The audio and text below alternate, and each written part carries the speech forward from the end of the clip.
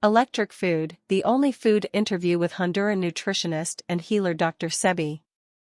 It was recorded in New York on November 6, 1995 and produced by Kamut Ascendants and African Information Communication.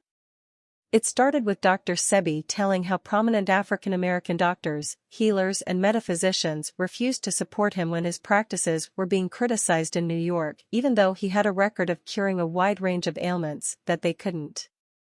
One member of the interviewing group told how Dr. Sebi had treated his father for ailments including diabetes, prostate cancer and high blood pressure so successfully that he has returned to his job, full of energy, is active in competitive sports again and his hair is even growing back. At the retreat in Honduras, people bathe in the thermal springs on arrival, then twice a day.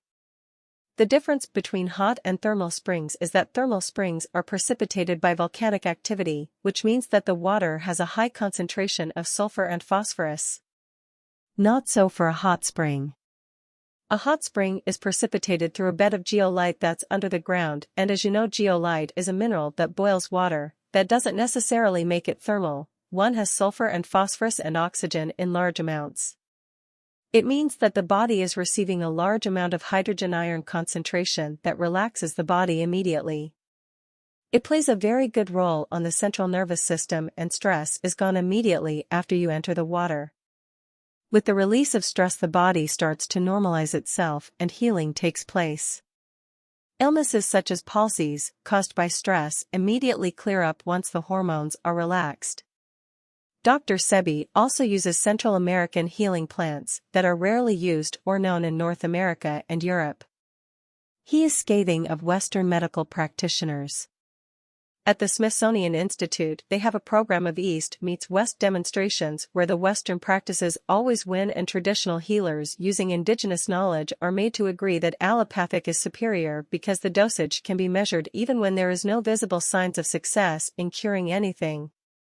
Dr. Sebi is the only healer with validated diagnostic sheets from 5 different laboratories, confirming that he has cured AIDS.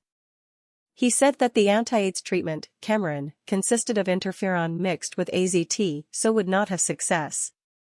He has also cured leukemia, cancers, sickle cell anemia, sinusitis, kidney ailments, lupus, herpes, diabetes, fibroids, paralysis and blindness.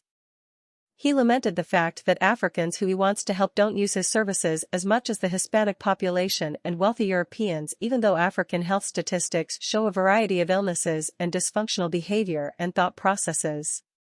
To rectify that, I've got to show you where we were derailed and change that environment, that brain environment. I have to change that immediately that you could begin to see, train your eyes towards Mother Nature. If the human body was meant to be open, it would have a zip on it. Dr. Sebi stressed that except for microscopic work or ailments, such as a burst appendix, there are few reasons for intrusive surgery. The only disease in the world is the compromising of the mucous membrane. Africans' biological structure has been weakened by the diets we have consumed since our food supply was changed as a result of colonialism, enslavement and enclosure. To restore health, people need an intracellular cleansing of electric foods that match the electricity of the body. Electricity occurs from harnessing the friction between carbon and copper. If your immune system is strong, you cannot get sick with any disease. For curing blindness, Dr. Sebi told how he had used urine therapy where after fasting for a month until his urine was clear he drank it twice a day. After 4 days he couldn't see, but this was the inflammation breaking down and passing across his eyes.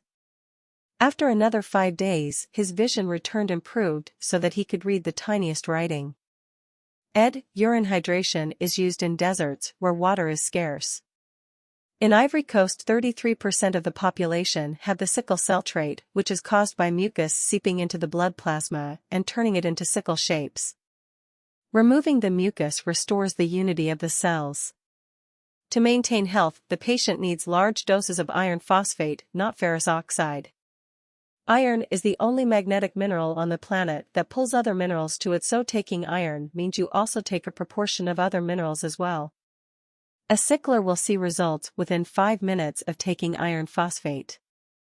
Cysts are made up of calcium carbonate and hardened mucus that is growing and may burst and consume the patient if not treated. On alcohol, for example malt liquor, Dr. Sebi pointed out that as well as barley alcohol contains yeast. Ain't yeast deceit for infection? They call it chlamydia. Yeast is the bed for disease. But again, since we have not had scientists, researchers as they are called, to come forth with the proper research or study, we fall short and we're vulnerable. Among the people Dr. Sebi has advised are Dr. John Henrik Clark, who wouldn't change his diet and passed away, Chancellor Williams, who preferred to put his trust in the allopathic method and passed away, Teddy Pendergrass, who was incapacitated but Dr. Sebi helped to walk and perform again, and Lisa Left Eye Lopez, from TLC, who was on her way to Dr. Sebi's base in Honduras when she passed away in the car crash.